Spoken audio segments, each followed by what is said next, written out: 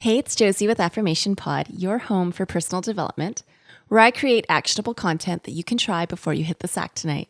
Stuff that's relevant, realistic, and practical because I'm less into information, more into transformation. So at the time of this recording, 2016 is just days away. And as I mentioned in the last episode on gratitude lists, this episode is on making changes and changing habits. Big shout out to Ash for requesting an episode on this topic. And there's going to be kind of 3 sections to it. I'm going to first share a little bit about my work experience because that's going to make the rest of the episode make more sense. I'm going to share a 6-step strategy for changing habits.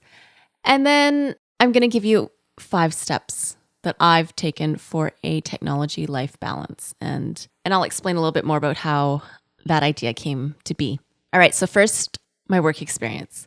I actually have about 10 years experience working as a registered clinical counselor and an educator in the addiction field. And how I got into it, because a lot of people are curious about that, is when I was doing my master's in counseling, I needed internship hours.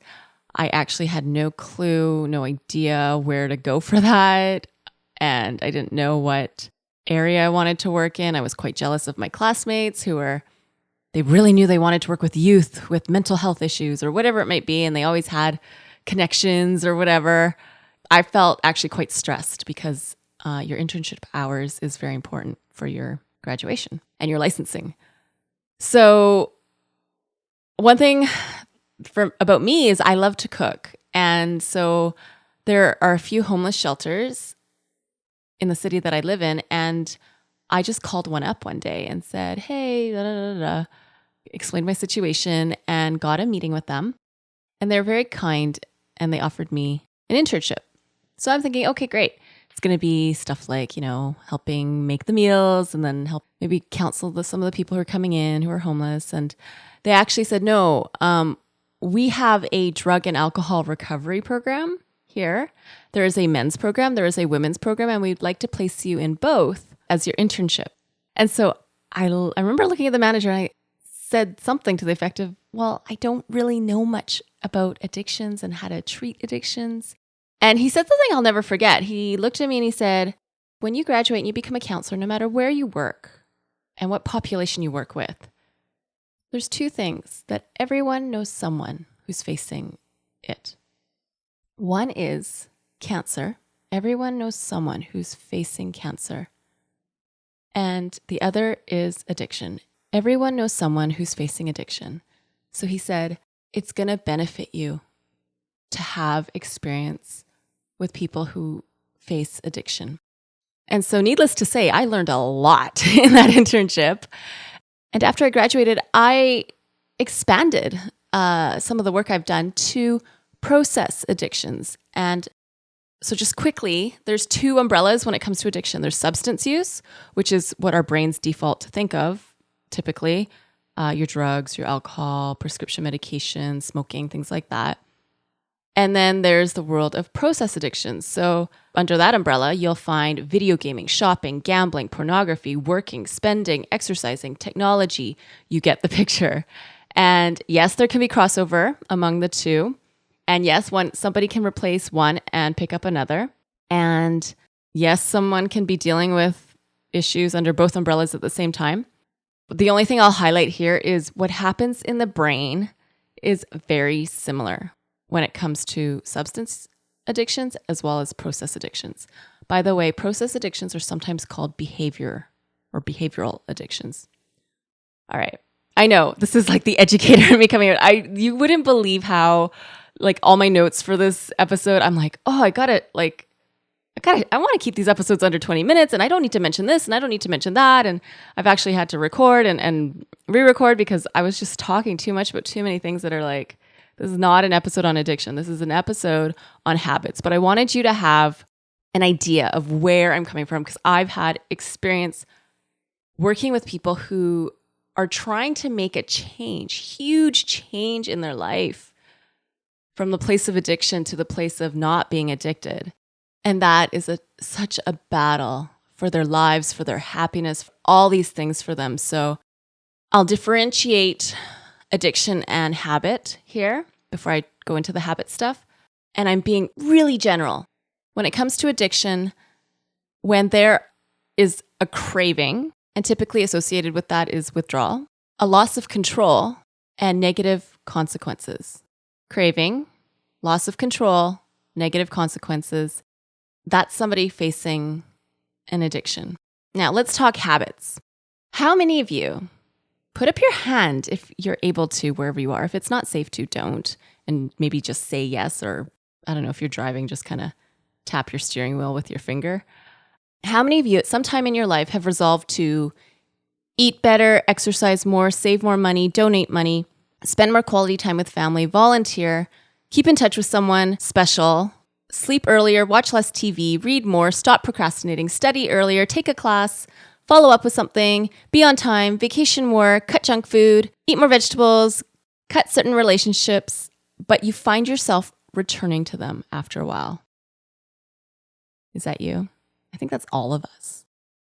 In preparing for this episode, I asked the Affirmation Pod Facebook group to share some examples of habits they want to transform. And thank you to the Facebook group. You are amazing.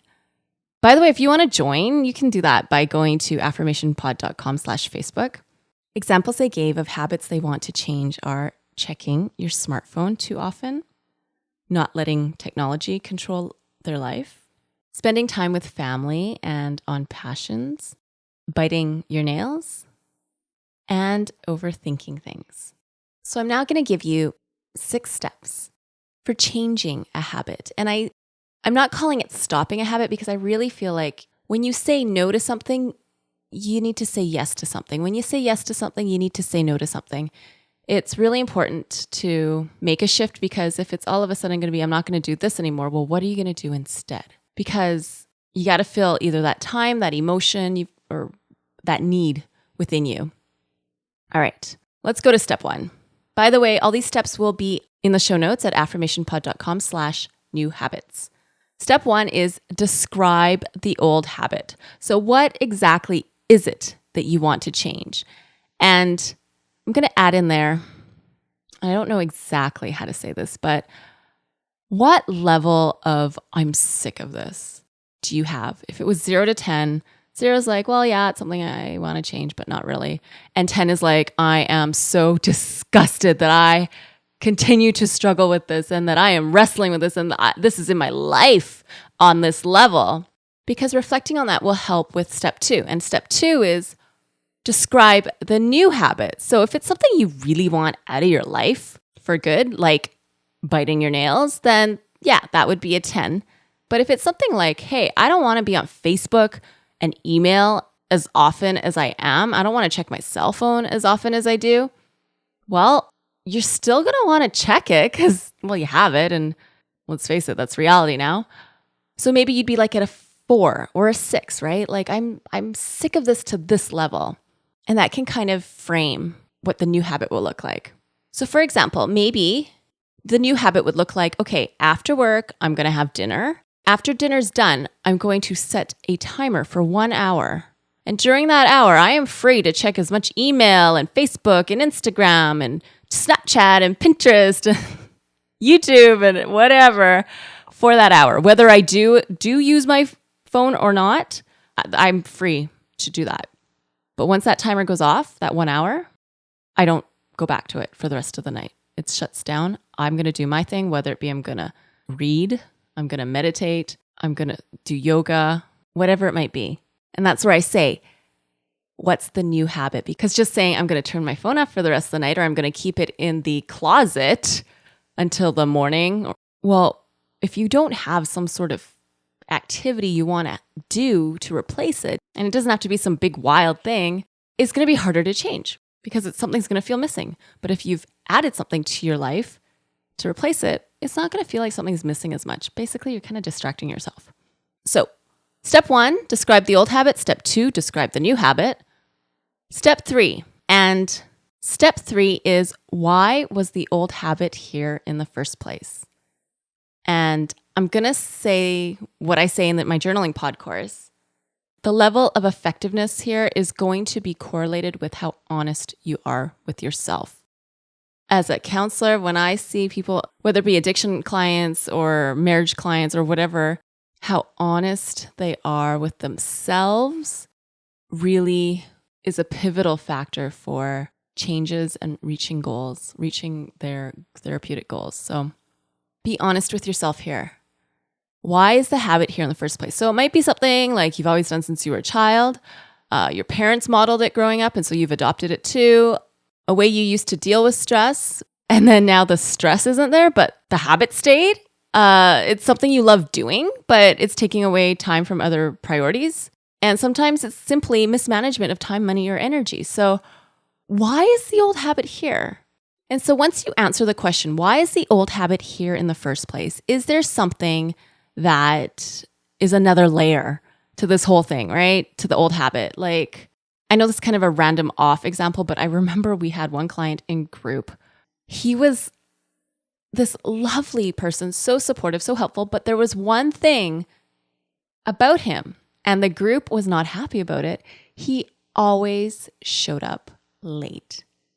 When he was there, he was so engaged, such a great part of the group, but it really interrupted the dynamic of the group that he was always 10 to 30 minutes late for a 2-hour group session. And the group, I mean, they loved him. So they really wanted to help him with because he was like, oh, I'm so sorry, I'm late. I'm so sorry, I'm late. So for him, the old habit was, I'm late. I'm consistently late. The new habit was getting there on time or even early. And he said, you know what, I'll get my shoes on and I'll have my jacket on. I'll be ready to go. And you know, if I go, I'll be on time. But then I'll take my phone out and I start emailing people back that it's not even urgent. And then I got to rush and then I got to get there. And as he shared, it became pretty apparent that feeling of rushing, under pressure, got to get there, I'm late, I got to go, was something he was used to. That was the very beaten path for him. He needed to rewire himself physically, emotionally, relationally, mentally. And it was a huge shift for him, but he got there. And he started to come on time. And there was a couple times he came early. And of course, he shows up. He gets the big applause from everybody when he's not late. But sometimes there's kind of that emotion you're used to, even though it's not necessary. And for him, it was just a formula where, okay, once I am under a crunch, that's when I'll be motivated to move, instead of, I don't need to be under a crunch to be motivated to move. I can just move. And I'll mention something here because no matter how long you've had the old habit, it is a habit. And that means that your brain is so used to executing and firing according to that habit. It's kind of like when I go, there's a particular park I go to, and it's really funny the way they designed it, because you park in the parking lot and they've designed these pathways to get to the beach, to get to the picnic area and stuff. But the way they designed it, it's not the shortest distance to get to the beach or the picnic area. So what's happened? People have just created over the grass their own path that's like the shortest, and you can tell what path people have taken because it's like the grass it doesn't stand up at all. And so that's like a habit. That grass is not standing up because it's so used to being used. And when you're creating a new neural pathway, if you're creating a new habit, it's going to take time. Your brain is not used to it. It's kind of like a friend of mine. She moved last year actually. And she moved to a new neighborhood and stuff. And she's like, oh, I don't want to tell you how many times I'm driving home from work and I take the turn off the bridge to go to my old house instead of my new house. And she's like, oh, I did this like one time 6 months after I moved. And why is that? Well, that's because the old habit is still kind of there, even though she most of the time went the way to her new house. So when you're looking at why the old habit is there in the first place, also remember that you are kind of programmed to do the old habit, which takes me to step 4. How will you successfully set yourself up to integrate the new habit into your life? This can mean a change of environment, change of routine, change of interactions. For example, friends may just need to accept that you will text them back within 24 hours instead of 24 minutes. And you can tell them, if it's urgent, please call me.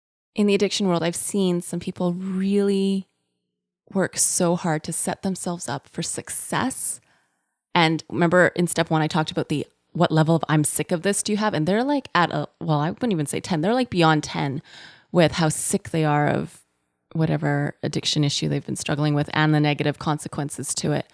And so there's actually someone who said he grew up in a certain town. It's a smaller town in the area where I live. And he said, that's where I first experimented with drugs with friends. That's where my addiction became something much worse. My peer group went on to university and they were starting to build careers. I was very much stuck because I was addicted. And he said, there are so many triggers for me there that I don't go back there. I live in the city now. My mom lives in that small town, but she will come and visit me in the city, which I really appreciate. There's things I've missed, people's weddings that I've missed, but I know it's too much of a risk for me. Even if it's a small risk, I just don't want to take that risk with a reminder or I bump into my old drug dealer or whatever it might be.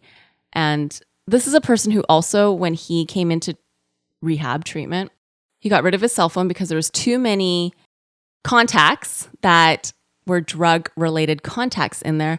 And he said, it was a pain because there was also good, phone numbers and people. So he had to make sure he transferred his doctor and his family members and his counselor, like all the information, like phone numbers. He needed to transfer that over and let them know of his new number.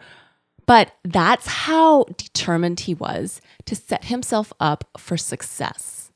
And I'm not saying you have to go to these extremes with whatever habit you've chosen in your step 2, but really get creative. What are ways you can set yourself up for success? And if that means you need to take time to do whatever it is, like this fellow, he had to take time to call the people he wanted to keep to let them know his new number. Well, how bad do you want it, right? It really comes down to things like that. Okay, so step 1, describe the old habit. Step 2, describe the new habit. Step 3, why was the old habit here in the first place? Step 4, how will you set yourself up for success? Okay, step 5. Now, step 5, what will you do when tempted to return to the old habit? It's kind of like that phrase, old habits die hard. And remember when I asked earlier, how many of you have resolved to eat better, exercise more, save money, donate money, spend more time with family, et cetera, and then gone back to the old behavior, right? So one thing you can do is think back, okay, what happened when I went back to the old behavior before in the past? Because there might be some insights you can take. Okay, yeah, my motivation slipped. My motivation dropped. Okay, that's probably going to happen again. So when my motivation drops, what can I do? For some of you, it may help to have an accountability partner that you can call or text. There might be an image or a picture of the new habit that you can have. For example, if you want to spend more time with your family, if you want to intentionally carve time to spend with your family you could have pictures up on the wall of moments where you were spending quality time with them and how great that was. And that can be that added motivation for you. And you could even continue to add photos as you spend quality time with them. Again, that would be, of course, taking a photo, getting it developed and things like that. But if it brings down the temptation to return to the old habit and it sets you up for success, it's worth it. As you can tell from what I'm saying, changing habits is a lot more work than just keeping the old habits. And that is a key reason why old habits die hard. Change interrupts us. It disrupts us. However, the value in the new habit, the fulfillment, the quality of life, that's worth it. Wouldn't you agree? In the addiction world, there's something I've seen done that has the potential to be effective. And that's when someone comes in at the beginning, they're highly motivated. Usually something painful has happened and that's why they want to change and they're ready to make some changes. And they create what's called an emergency letter to themselves. Often in addiction, the time when someone relapses, which is going back to the addiction, and I'm not going to say the explicit version, but they come to a point where they have the attitude, I give up. Screw it. I don't care anymore. And there's all kinds of reasons and things behind it, which are unique to the individual, but that's often what leads to the relapse. And the emergency letter is designed to be a letter to yourself to read in those moments. So when you come in and you're highly motivated, you write a letter to yourself, the version of you that wants to give up and say, screw it, I'm going back to my old life. So are there ways? Get creative. Are there ways to send a message to yourself? The highly motivated part of you, the January 1st part of you, what can that January 1st part of you communicate to the February 1st part of you, the March 1st, the April 1st? It really reminds me of being at the gym. I had a gym membership for a very long time. Now I work out from home, and it's actually the room I'm recording this in is also my workout room. And I just remember how January was like, what are all these people doing in my gym? Not that I owned it, but I guess inside I felt like I owned it. And then I'd be like, oh, I got to line up for machines. The classes are so full, blah, blah, blah. And I remember there was one I was so kind of annoyed, and I thought, get out of my gym. Well, yeah, when February 1st hit, they were out of my gym and it was back to normal. So how are you? And I know that's not a very good attitude for wanting others to get in shape. But what are you going to do to prevent the February 1st syndrome or the March 1st syndrome, right? And so for you, maybe it's recording yourself in a video so that you play that video of yourself when you're highly motivated, playing it back to yourself when you're not motivated, or creating a slideshow of quotes that are really motivating for you, or a slideshow that highlights the reasons why you want to commit to and stick with the new habit, or even a playlist of really motivating songs, or songs about not giving up, or songs that just are meaningful for you for the new habit you want in your life, or a playlist of inspiring TED Talks or messages, videos that will keep you on track and keep you focused. I don't know what that is for you, but step 5 is to be honest with yourself, get to know yourself. What will you do when you're tempted to return to the old ways, the old habits? All right, step 6. How will you measure and celebrate your success? So maybe it's a reward. After 6 months of this new habit, I will reward myself with blank. After 3 months, I will give myself this. After 1 month, I'm going to this. After a year, this is what I'm going to do. And rewards make us feel good. And so that's going to be unique to you as well. You got to think of what would be a really cool way to celebrate. All right. So those are my 6 steps. They are in the show notes, affirmationpod.com/new habits. But just to review, step 1, describe the old habit. Step 2, describe the new one. Step 3, why was the old habit there in the first place? Step 4, how will you set yourself up for success? Step 5, what will you do when tempted to return to the old habits? And step 6, how will you measure and celebrate your success? If you want to listen to another podcast that's quite close to this topic, it's on kind of setting and achieving goals. It's Michael Hyatt's This Is Your Life podcast, season 6, episode 6. So I will link to that in the show notes. By the way, if you've never listened to that podcast, his co-host, Michelle, you may notice her voice sounds somewhat different. And so just to give you some background, she's never smoked, but, and I guess this goes back to what the manager at that internship said, but she's facing tongue cancer. And so she took some time off the podcast to get treatment for it. And now she's back as the co-host for the podcast. So she's a real example of courage and tenacity. Okay, I know I'm going long here. This is going to be an episode that's over 20 minutes, but I just wanted to tie in to this whole technology life balance. Thank you again to the Facebook group for really making that issue stand out, because it's, like I said, in the Facebook group, it's the elephant in the room for all of us, isn't it? Is how are we managing technology life balance, especially when technology changes and it's got new stuff all the time. So we're at a time where we likely know more people who manage technology life balance poorly or not very well than people who manage it well. And if you know anyone who is managing technology and life well, my number one tip there is go and ask them what their habits are, how they pull it off, because I'm sure the temptations and the pull is there for them too. All right, I'm going to give you 5 things I've done for technology life balance. These are things I've implemented in the last probably year and a half of my life, and I recommend them. They've worked for me, and you can check and see if they work for you. 1, at some point last year, I used a service called Unroll Me, and you can find it at unroll.me. It's free. or at least the part that I used was free. And what it does is you plug in your email address and it will bring up everything that you're subscribed to, and you can choose to stay subscribed or unsubscribe. I think we often get some subscriber's remorse, or we don't realize that we were subscribed to something. I remember when I used it, I was like, oh, I recognize some hotel names of hotels we've stayed at, and they hadn't really sent out emails, but it was like, I don't go there very often. I don't need the email. So if you want to declutter your email subscriptions, this is one actually pretty fast way to do that. And that way you don't have to have the subscriber's remorse. Again, it's unroll.me. And yes, if you want to unsubscribe from my email list, of course, go for it. If it's going to give you better quality of life, I'm not offended. Okay, a little hurt, but I'm not offended. The second tip is when there is a particular app that is throwing me off balance, I'm checking it too often. I'm checking it to a point where, and this is Facebook, I'm like, why am I even here? This is not helping my life. It's starting to just become even annoying.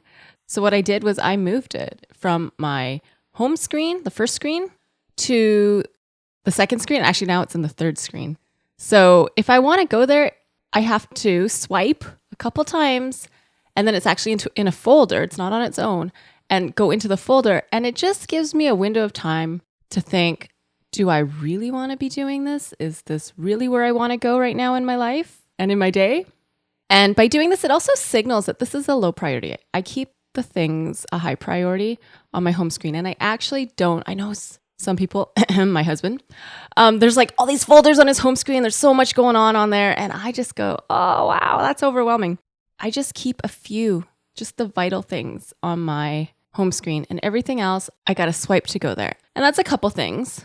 It's the psychology of it. The more barriers there are, the more likely you are to change your mind about something. So it's kind of like if you want to not eat so many potato chips, there's the option of, okay, instead of having it on the kitchen counter where it's so visible and easily accessible, having it in the cupboard. And if you want to take it further, having it in the cupboard where you have to get the stool to reach it, and it's behind the pasta. So you got to move the pasta out. And then if you really want to put the parameters and barriers there, not buying it at all. And if you really, really want it, you're going to have to not just go to your kitchen, you're going to have to go out the door and to wherever to get it.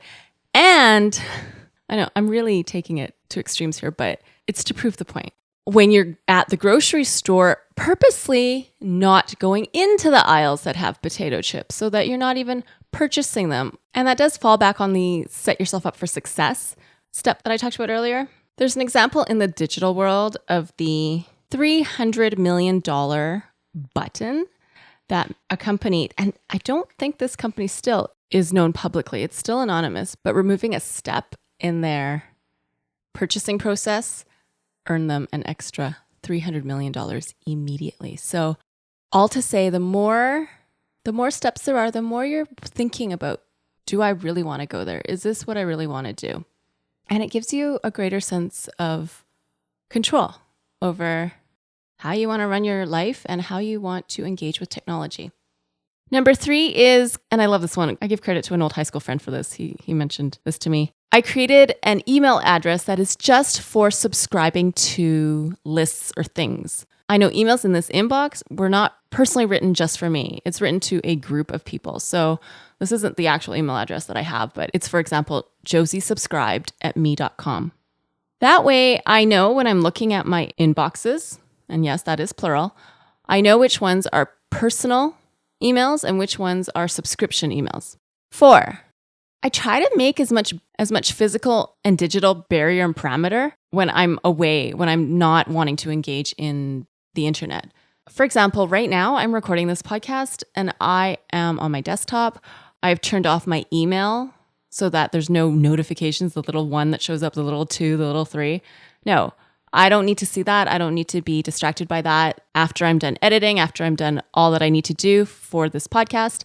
Yeah, if there's time, I'll go and look. If not, I don't have to look at it right now. I also keep my phone in my purse when we're out for dinner. And this is a tough one because I remember one time I went out for dinner with my husband. It wasn't a big restaurant. There was maybe, 20 12 tables. But at one point I looked around and I said to my husband, everyone has a phone out and many of them in their hands except me. And my husband just was like, yeah, as he had his phone in his hand. And I really feel like there's value in, if you're going to have dinner face to face with a person, how about have a conversation face to face with a person? Maybe I'm wrong, but it just seems like a nice thing to do. Have dinner, have conversation face to face. Number 5, and this may be my favorite one, and it's one of the newer ones. I just started using this year, but it's called Rescue Time. I use the free version. I actually don't know all that it can do. I know there's paid plans and stuff, but what it does is I've signed up for it so that it automatically logs the time I spend on my computer overall, the applications I'm using and how long I spend on it. So how long I'm in Word, how long I'm in email, how long I'm using Adobe Audition. It keeps track of all that time. And then it has a default label, so you might need to change it and adjust it, but very distracting, neutral, very productive, and very productive. And there's stuff that, sometimes I have to change because I'm like, why is it saying I'm very distracted? And okay, I had some time that I was in Pinterest because I was posting some of the episodes in Pinterest and they called that very distracting, which I get. And I changed it to productive. So it gives me an email every Sunday. And by the way, the email address I used to sign up for this was not my personal email. It was for example, josiesubscribed@me.com, because Rescue Time will not be emailing me to ask if I want to go for dinner tonight. That's why it falls under the subscription email address. So anyways, on Sundays, I get an email and it tells me how much time I've spent on my computer and the applications I've used. So it's a great measure because I'm not going to sit and time it out myself. And it's a great mirror for me to see how I've been behaving. Again, that's rescuetime.com. I'm not an affiliate for it. However, I do use it and I do enjoy it. Again, all the links to this episode will be at affirmationpod.com/new habits. Thank you for listening and thank you for enduring with me to the end. This is the longest episode I've had, but I'm very grateful. Thank you again, Ash, for the request and the Facebook group for adding input, because I think that's very timely because at the time of this recording, it's almost the new year, and changing and improving habits when it comes to technology is something that is new to us. We're navigating this. This was not something that 100 years ago we had to navigate. So I'm not saying I'm doing it perfectly, but I'm trying. And I hope some of what I've given you today is helpful. As always, feel free to send me an email anytime, josie@affirmationpod.com, if you have any feedback regarding this episode or any of the content that I share. This episode is brought to you by Journaling Pod, my online journaling course for how to journal effectively and consistently. And there's still time to get it at the pre-sale price, so head over to journalingpod.com to check it out. This is Josie with Affirmation Pod, your home for personal development. Thank you so much for pushing play today and for connecting in. Bye for now.